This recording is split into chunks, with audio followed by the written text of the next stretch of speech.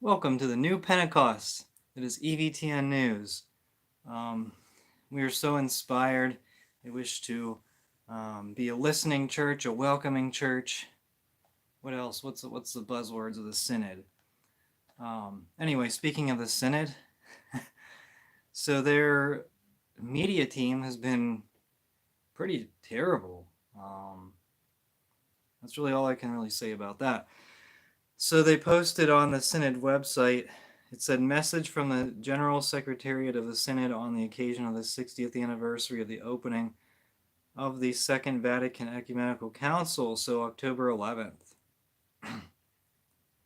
They said, the purpose of the Synod was and remains to prolong, in the life and mission of the Church, the spirit of the Second Vatican Council, as well as to foster in the people of God the living appropriation of its teaching in the awareness that the Council represented a great grace from which the Church has benefited in the 20th century.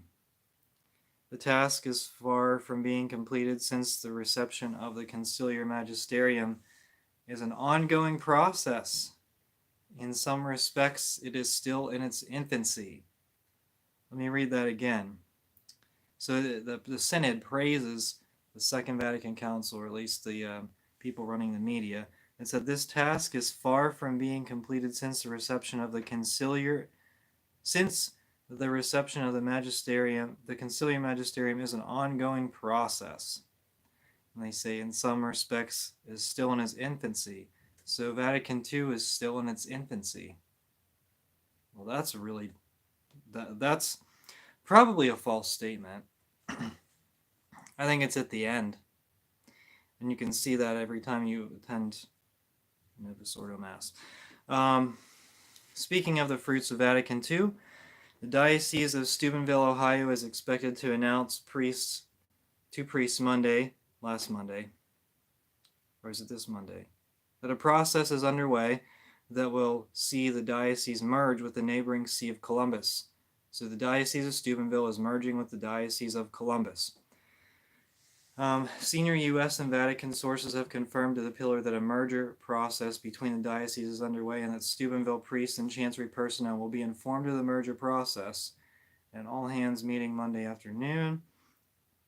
The Steubenville Diocese will be the second U.S. diocese to be merged in recent years with a larger neighbor. The Diocese of Juneau, Alaska was in 2020 merged with the Archdiocese of Anchorage. So this is the first one in the contiguous, is that what it's called, contiguous United States? The continental U.S. And I don't know how long. Maybe it never happened. But Alaska, that's sort of like an exception to the rule. I mean, a lot of land and not a lot of people. It'd be a great place to visit sometime, but it's so far away from the rest of the United States. Anyway, the Steubenville Diocese is home to fewer than 40,000 Catholics in 13 counties of Appalachia's southeastern Ohio, who are served by 36 active priests, according to the diocese. In 2020, the diocese said it had 7 seminarians. The neighboring Diocese of Columbus consists of nearly 300,000 Catholics and almost 150 diocesan priests. So actually the ratio would be, I don't know. I'll have to do the ratio. I'll have to do the math. Can't do the quick math.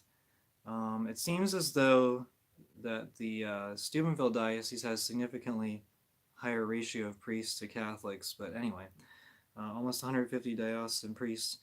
In December, the Columbus Diocese said it had 18 seminarians. Now, Columbus just got a new bishop. It's the guy, he actually had said the Latin Mass previously. So that could be, it could be positive for Steubenville. I will say, though, what's going to happen to the bishop? The bishop is, Steubenville's bishop is 58 years old. Will he become an auxiliary bishop, or will he be moved to another diocese? That's certainly a question that we'll find out. And I also thought about this, and this could just be, me just talking off the wall, but, this is a merger. This is the really kind of the first of its kind. I mean, obviously they mentioned Alaska, but I kind of count that as not really, it's more of an exception rather than anything. But they could use this against a small diocese like, what do you think, Tyler, Texas? What would happen to the bishop then? Think about that. All right. Self-proclaimed LMNOP, Greg Grayton, a Novus Ordo priest, presided a Rainbow Eucharist on a Saturday evening in St. Bernadette Parish in Milwaukee. Yep, that's right, United States. There was a flag in front of the altar for a group who thinks men can be women and vice versa. During the homily, Grayton offered the pulpit to a man who calls himself Haley.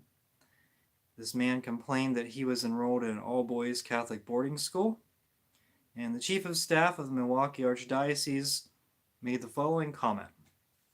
He said, "Focusing on inclusion without embracing church teaching can send mixed messages." Oh, wow. "Causing confusion for the Catholic faithful, and therefore is not something the Archdiocese condones." Oh, okay, thanks for issuing your statement. Oh, this priest did something that we're not really supportive of. That's what the statement says. What happened to the priest? Did he get suspended? Or did he get a strongly worded letter by the diocese?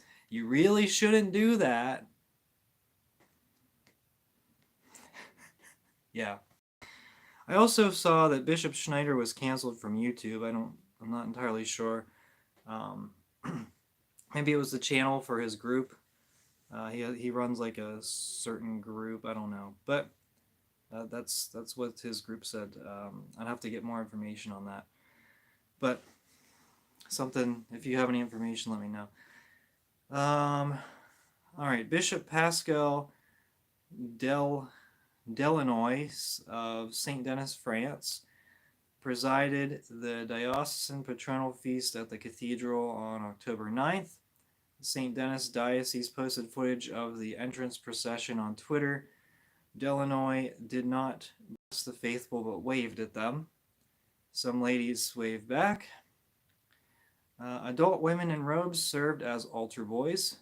The co-presiding priests wore red stoles, some with an LMNOP flag. So there you go.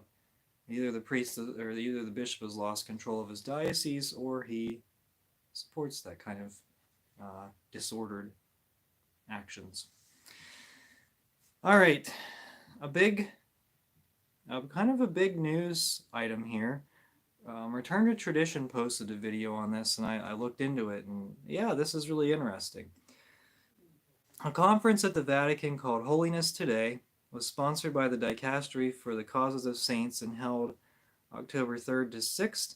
During the conference, Cardinal Marcello Semeraro, the prefect for the Dicastery, announced the creation of a commission that will recognize Christians who, although not canonized and perhaps not Catholic, were exemplary and even heroic witnesses to the Christian faith. Outside the church, there is no salvation, right? Well, not according to these guys. In an interview with Vatican News, Cardinal Semeraro explained that a commission for the witnesses of the faith was set up on a temporary basis by Pope John Paul II for the Jubilee year 2000 and recognized Christians martyred for the faith in the 20th century, mainly under the Nazi or communist regimes. Wait, recognize Christians martyred? If you're a martyr for the faith, don't you have to be Catholic? So this has been going on for 22 years. Now, the Cardinal said, Pope Francis has asked the Dicastery to reestablish the commission not just for the upcoming Holy Year 2025, but on a permanent basis. An example of a Christian witness of faith, he said, is Dietrich Bonhoeffer, the German Lutheran theologian who was killed in 1945 for his opposition to Nazism. So this guy was a heretic, and he was killed for his opposition to a political view, not for his faith. Although the Catholic Church does not proclaim him a martyr because he was not Catholic, Bonhoeffer remains an emerging figure as a Christian witness, the Cardinal said. He said, like Bonhoeffer, there are many others. Holiness is not always immediately evident in the eyes of the faithful. Our service is to highlight it. Now, holiness is not always immediately evident in the eyes of the faithful. Well, if it's not, then they're probably not a saint. He said it is necessary to show that holiness is not far from us, but is a call that concerns everyone. It is not necessarily to be canonized, but we must respond to the call to holiness. Okay, so who are some saints they're going to name under this new thing? These non-Catholic saints. George Floyd, Greta Thunberg, President G. Who else? Do you have any other ideas of who they'll canonize as saints? Gandhi, the Dalai Lama, whoever that is, every Dalai Lama. Anyway. The Eucharistic Revival. The USCCB's Eucharistic Revival Playbook. It is structured on the four pillars. The playbook is structured on the four pillars of the revival. So here, Obama, yeah. Obama will be named a saint, yeah. The Clintons. Structured on the four pillars of the revival. So here are the four pillars. Personal encounter with Christ, reinvigorating devotion, deepening formation, and missionary sending. The playbook contains a wealth of suggested events and resources. The playbook's design underscores the grassroots nature of the revival. All right, so I don't actually know completely what the definition of grassroots means, but I don't think that it means spending $24 million on a Eucharistic revival. Anyway, unlike other programs or national initiatives, one primary goal of the Eucharistic Revival is to foster personal relationships with Christ in the Eucharist. Sounds a little bit Protestant. Father Vasic, who is one of these Eucharistic celebrity priests, said, local leaders are best suited to understand the needs and the resources available to minister to the people in their area. To that I say, if they are best suited to understand the needs and resources available to minister to the people in the area, then why haven't they done that for 50 years? He said, we hope that they will gather, seek the Holy Spirit's guidance, and partner with others whose hearts are on fire to build upon what they are already doing or branch out into new realms with the strength that God will provide.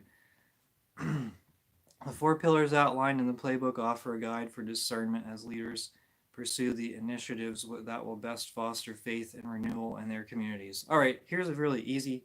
So they have their four pillars, and I think this is really about social justice. I really do. And so they're going to say, oh, well, serving people in the community is part of the Eucharist. And they're just going to continue to de-emphasize or to undermine their efforts, their own efforts. Well, if you want a Eucharistic revival, what do you need? Altar rails, communion on the tongue.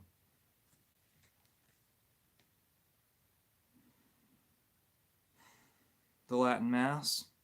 Not necessarily. There are other reverent rites of the Church. All right, Zambia bishops.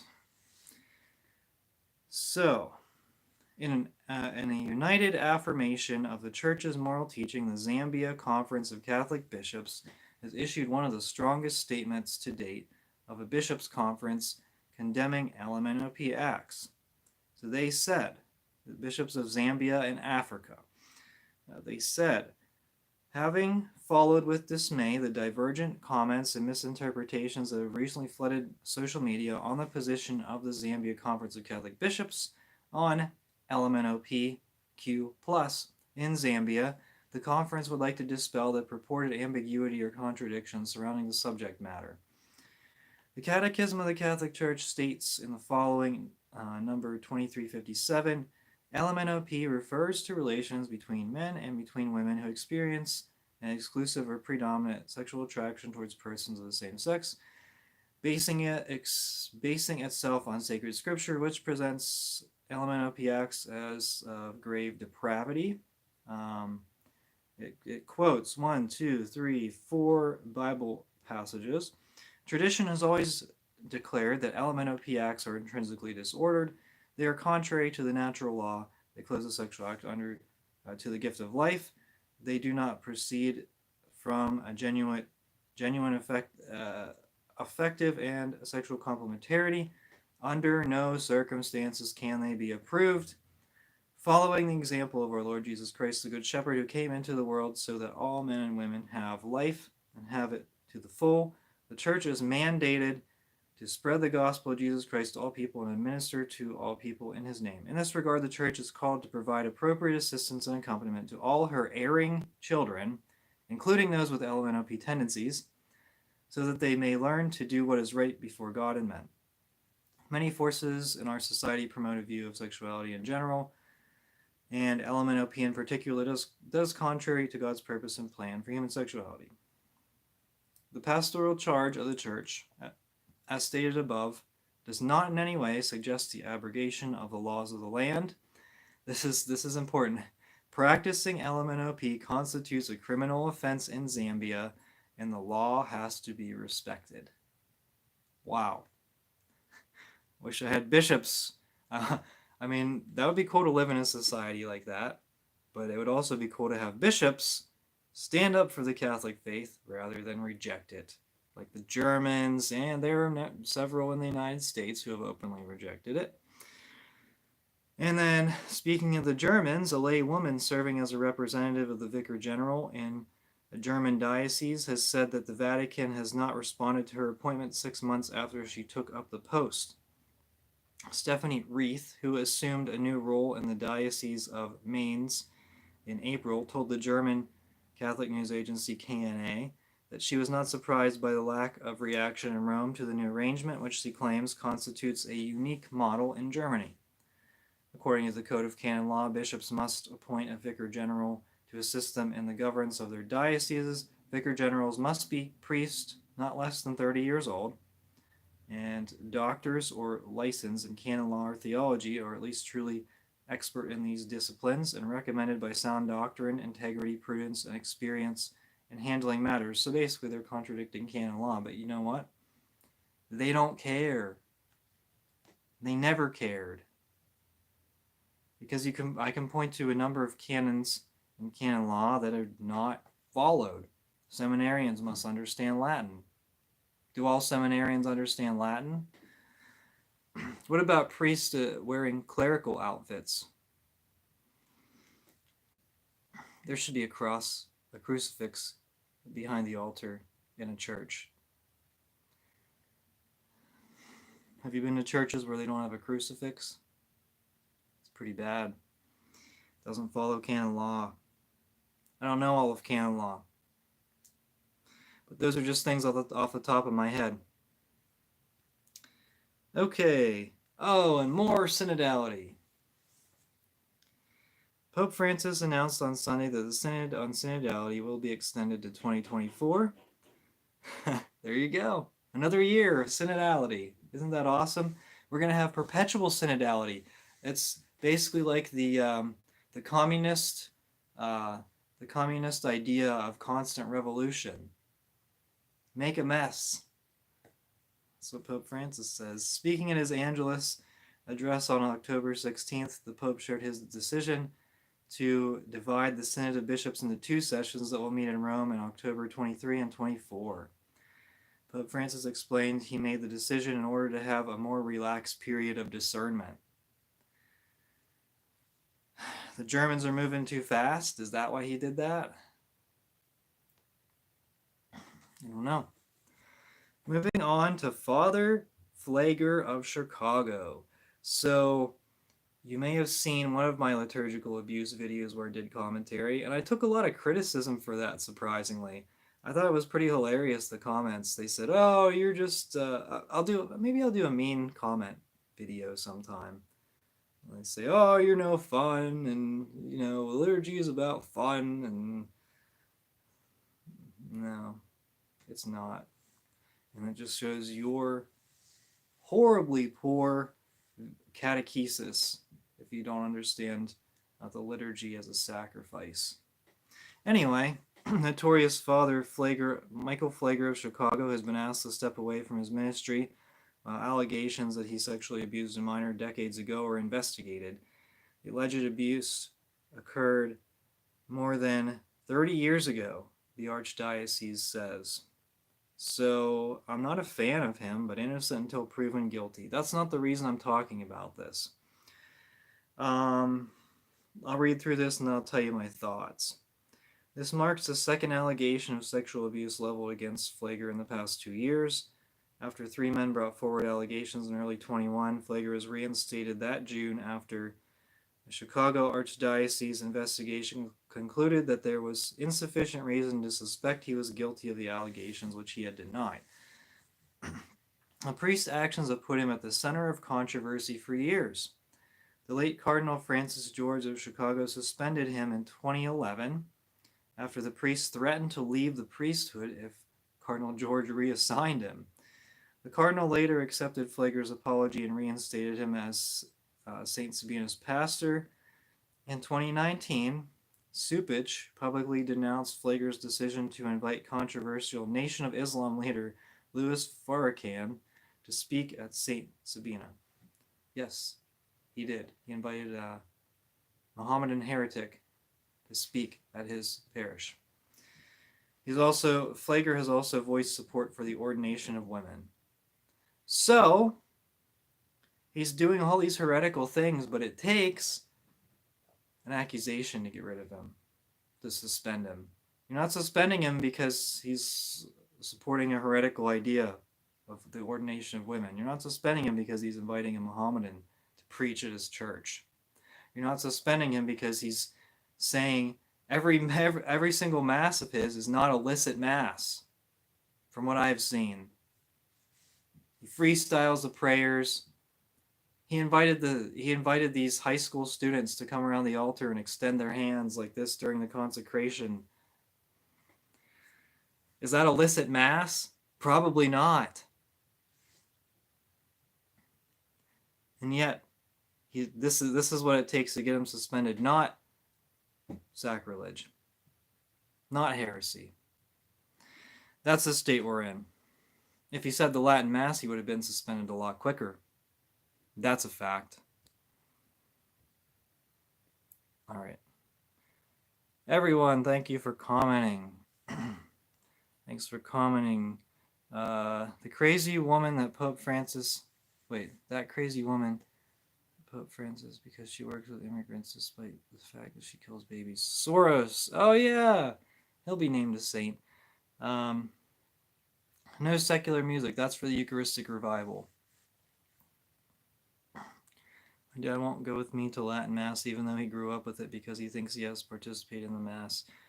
Yeah, unfortunately, there's a lot of people like that. But if they have the supernatural faith, if they believe what they were taught in the Baltimore Catechism, then there may come a time when they just can't take it anymore. If you have rainbow banners around the altar, is that welcoming to the Catholics? No. My mother's the same, but I think it's the guilt they feel from being away so long. It's overwhelming for them. My dad just insists he has to go to English Mass. He thinks he needs to know what the priest is saying. Yeah. Yeah, I do know people like that, and it's disappointing, I have to say. Because you go to one Latin Mass and it really changes your perspective, and you bring other people to one Latin Mass and it really changes their perspective. You got to get them to come. That's the hard part, and there's no easy solution. Some people want to come, some people don't. That's just how it works. It's hit or miss. Last time I took my mother, she said she wanted to sit up front so she could hear what the priest is saying. Hey, nothing wrong with that, though. I mean, if you sit up front, usually you can hear what the priest is saying. I told her it wasn't necessary. He's praying for us.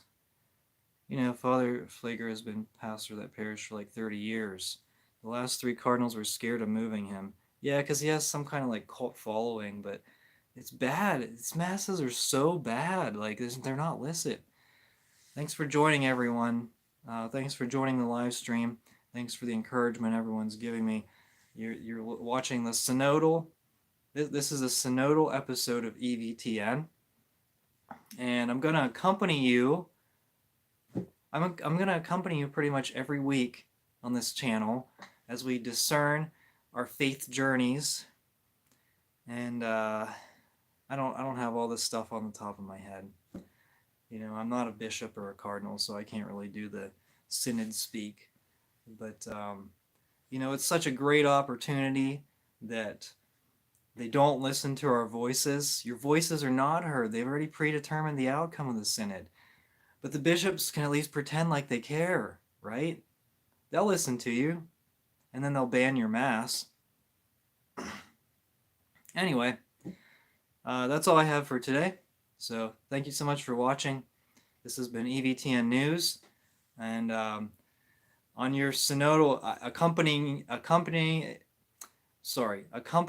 you on your synodal journey. Are you on other medias like Odyssey? Nope, just Twitter. And thank you so much for watching. We are the laity, and we will not be silent.